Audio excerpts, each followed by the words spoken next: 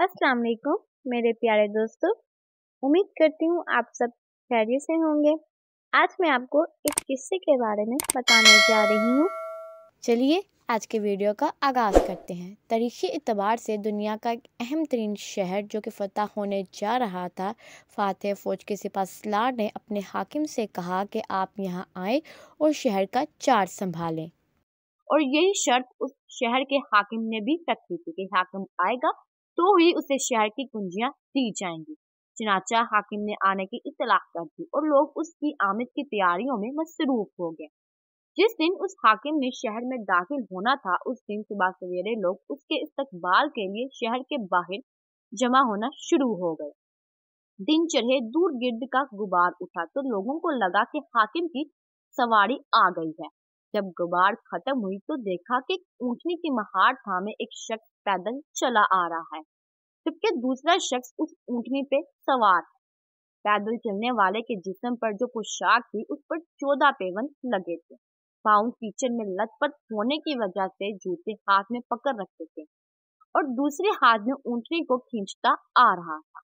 सिपहसालार ने जब उन्हें देखा तो पुकार उठा, ऐ बैतुल मुकद्दस वालों, तैयार हो जाओ, हमारा हाकिम उमर फारूक आन पहुंचा है। बैतुल मुकद्दस रूमी हुक्मरानों के ठाट बाट से वाकिफ थे कि ये मंजर उनके लिए नाकाबिले यकीन था। पूछा गया कि उमर वो है जो ऊँटनी पर बैठा है, तो जवाब आया नहीं, ऊँटनी पर सवार कोई गुलाम है और जो पैदल चला आ रहा है वो उमर है।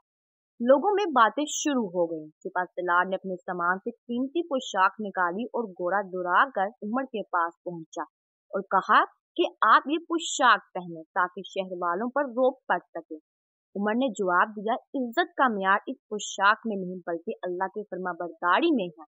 जब वो शहर में दाखिल हुए तो लोगों ने पूछा कि गुलाम ऊँटनी पर सवार क्यों था। जवाब मिला कि सफर बहुत तवील था, हमारे पास सामान के कुछ थैले थे जिनमें सतू, पानी और खजूरें थी।